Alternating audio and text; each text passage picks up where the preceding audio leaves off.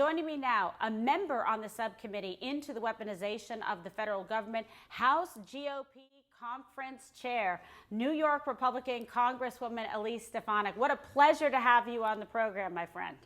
Great to be with you, Kimberly. Absolutely. Well, you're doing such a fantastic job. And this committee is restoring the hope and the faith of the American people that want to see justice, that want to root out the weaponization and what's been going on, with the federal bureaucracy, with the Biden administration. I want to get, first of all, though, your reaction to this sham indictment and what is going on inside the Manhattan DA's office, because Bragg has now sent a letter to the House GOP saying requests for documents and testimony are a, quote, unlawful incursion. That's what he's saying. What's your response? Well, this sham indictment is unlawful itself. Alvin Bragg is one of the most radical DAs, not only in New York State, but in the country. George Soros funded Alvin Bragg's campaign with over $1 million. And meanwhile, Kimberly, you have a crime crisis in New York. I know that as a native New Yorker. Crime has skyrocketed. Alvin Bragg has always sided pro-criminal, where he's taking felonies and lowering them to misdemeanors. And yet he now is using the power of his office to go after Joe Biden's political opponents, to do the bidding of Joe Biden's Democrat Party, which can't beat President Trump at the ballot box. So they use the weaponization of these, whether it's the DA's office or the federal government and federal agencies, to go after innocent Americans. So I think it's really the epitome of the work that we're doing on this select subcommittee on the weaponization of the federal government, because if they can go after President Trump, they can go after you. They can go after any American. I will tell you, it's our job to bring accountability and transparency, which is why we have demanded and will continue to demand that Alvin Bragg testify before Congress under oath. Which is fantastic, because people run for office, they run for re-election, they say a lot of things, but some of them don't back it up. You back it up. You have been calling for this, and right away you've been able to make this happen. You take it very seriously. You're holding the people accountable. You're asking for the facts, the evidence, the testimony. You want to prove the case and show the American people exactly what is going on in our system of justice. And you have a vested interest in this, because this is your state. You represent the people of the state of New York, and they are suffering. I left New York, my fiance and I, all our family members left because of what was going on there. I mean, totally out of control crime, revolving door, no bail. People get in, they go out, that's it. You can stab someone to death, but you're not going to get prosecuted the way they're trying to go after Donald Trump, with this indictment. And it must be so disturbing for you. It is for me as a former prosecutor and former New Yorker to see what's going on in which was once such a great state. Oh, it's disturbing to me. It's disturbing to every New Yorker. And importantly, it's disturbing to every American. If you look at polling, Kimberly, the vast majority of the American people see right through this. They understand that this is a politically motivated prosecution. This is a non-case. There's a reason why the Department of Justice, why the Southern District of New York never took this case up, because there's no there there. It was what was considered, even by the Washington Post and the New York Times, a zombie case, meaning that there was no possibility to move it forward because there was no evidence and there was no crime committed. So it's as I said, the definition of political persecution, doing Joe Biden's bidding. And at the same time, you have someone sitting in the White House who is compromised by China, whose members of his family have profited off of illegal dealings with communist China. That concerns every American. So at the same time that we're pursuing this important work from an oversight perspective on going after and ensuring transparency with the DA's office in Manhattan, we also are pursuing full transparency when it comes to the corruption, very much so in the Biden administration. Every American deserves to know that. And you pointed out there should be bipartisan interest in this. Unfortunately, there's not among Democrats on the Hill, because they have served as lapdogs for Joe Biden. They don't want the American people to know the truth, which is that Joe Biden and the Biden crime family are compromised. It's, let's talk about kind of next steps, because you guys really have your hands full. I'm not even kidding you. Just even with this one committee trying to get to the bottom of so many things that have been overlooked or swept under the rug, until you guys were able to take control of the House. That's why I say to people, it's like elections matter. You got to get out there and support the people that are going to get in and actually do the job and represent the people. So how does what we're seeing, essentially, play out across the headlines and across this country and New York, et cetera, impact your work on the Weaponization Committee? Take us through kind of how you guys decide and select what you're going to take a look at. Well, you're exactly right, Kim, that the breadth of this real corruption and weaponization of these federal agencies is so wide. And it's not just the DOJ and FBI. You can look at the CDC, you can look at ATF, you can look at so many of these federal agencies where political persecution has unfortunately become part of what bureaucrats are focused on. They're not focused on serving the American people. And they're accountable to the American people. They work for the American people, not the other way around. So in terms of our weaponization, we've had a number of hearings. One of them recently was focused on the Twitter files. I mean, that should be a scandal of all scandal. Talk to us about the that. Fact that. What was surprising to you there? I mean, people knew that was going on, but now you guys are on top of it. Well, God bless Elon Musk for bringing transparency to Twitter, but also those brave journalists, making sure that they published this important information that Twitter, I believe, suppressed the free press and meddled in the 2020 elections. The fact that they used taxpayer dollars to silence the Hunter Biden laptop story, which we know is true. It was over $3 million that the FBI paid to Twitter to silence those stories. So essentially, that's taxpayer-funded suppression of our fundamental democratic rights to vote in this constitutional republic. That is the bombshell of all bombshells, and it's fundamentally un-American.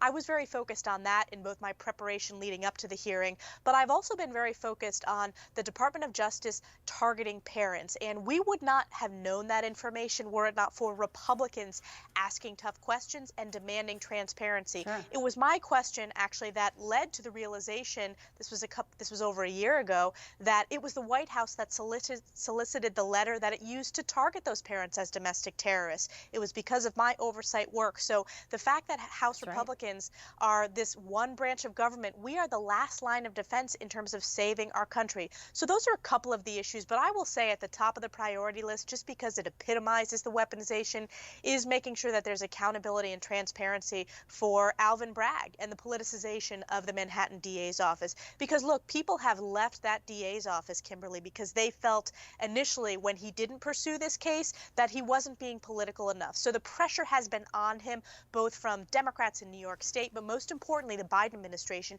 to go after Donald Trump, to even come up with false claims, which is what this is. This is a non-case. People left his office and have even written books about it. It's unheard of. It's inappropriate. It's an abuse of taxpayer dollars, and it's un-American. No, you're absolutely right. Yeah, with Pomerantz and whatnot. This has been such a travesty and just such an example of, injustice and the weaponization of an office. And this is why I hope there's accountability, because we can talk about it and we can investigate it, but there has to be some ramifications to make sure that there is a punishment. So this is a deterrent, that people do not try to do this again. And I see Alvin Bragg right now, caught between a rock and a hard place, because he tried to bootstrap this and bring it back to like curry political favor. He sees now he doesn't have the evidence. They had one of the rebuttal witnesses from President Trump, Mr. Costello, go and give testimony to the grand jury that apparently, from what we're hearing from sources, was very compelling and problematic for Alvin Bragg's case, because there is no case there. And now, we're going to shut it down. There's no grand jury. Let's not have him proceed forward Wednesday. Let's not have him proceed forward Thursday. Oh, they're not coming back until Friday because he's not getting the outcome that he wanted. It is so outrageous. And Trump's the one that said that, he was going to be arrested, et cetera, et cetera, et cetera. Yet we know behind the scenes they were already coordinating and talking to Secret Service and talking to, NYPD about how they were going to, arrest the president before it's even done, because they were assuming and literally focusing on one outcome, and that's it, that was acceptable to them. How is that justice? It's not justice, and it's the epitomization of the politicization and really the breakdown of equal justice under the law. And fundamentally, when we lose equal justice under the law, we lose our country. We lose our values at what makes America so unique as the world watches us. So this is about saving our country. It is about, no matter what your political beliefs, you should never be targeted by these federal agencies, by bureaucrats in these federal departments who want to politically punish you because of your beliefs. And the reality is, Donald Trump is the leading candidate for the Republican nomination, even more so today, Yes. frankly, than he was a Yeah. week ago. And Congratulations, Alvin Bragg. they are too scared to beat him at the ballot box, so they're trying to funnel this through the Manhattan District Attorney's office.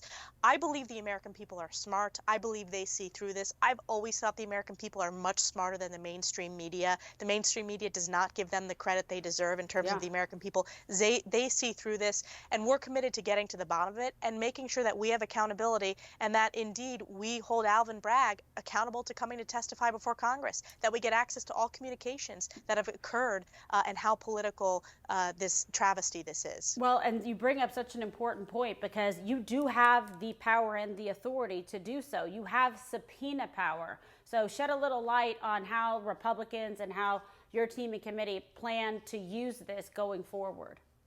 Well, I will tell you that Chairman Jordan, who chairs this weaponization committee, we have issued more subpoenas than than all the other committees in Congress combined. So we know how important this work is. We know how important it is to get to the bottom of it, and we're on a timeline here. We have 2 years of this majority, and Jim Jordan understands, and I fully support his leadership in getting this done, because it's about transparency. What are they hiding? Right. What are they so afraid of? And we're going to use every tool available to make sure that it's transparent to the American people. That includes subpoena power. That includes any type of oversight ability and responsibility that we have. Yes. And okay, let's talk about this, because there was a lot, it was a big fight, but a lot of discussion and everything about who was going to be, the Speaker of the House, etc. Give us your assessment on the leadership of Kevin McCarthy so far. Is he following through on his promises? Is he, answering back to you, giving you the resources and things that you need? I think House Republicans have been incredibly unified, and while that Speaker's vote was prolonged, Yeah. it was actually healthy. And even I Speaker agree. Kevin McCarthy would say that, because there were lots of pent-up frustrations, and I understand. I've been here during the horrible years under Speaker Pelosi, where she shut down the Capitol and just ran this place like an authoritarian institution. We need to open the process up to make sure it's member-driven, to make sure the committees work, to make sure the staff have the resources to use the oversight of responsibilities that we have. And we need to save our country, so this is serious business. What I will say is the media underestimated how much the House Republicans would drive this policy agenda. Look, already in 3 months, Kimberly, Yeah. we've had Joe Biden change his position on the D.C. crime bill that he threatened to veto when we overrode it. Point. Had to change his position. We drove that message out of House Republicans.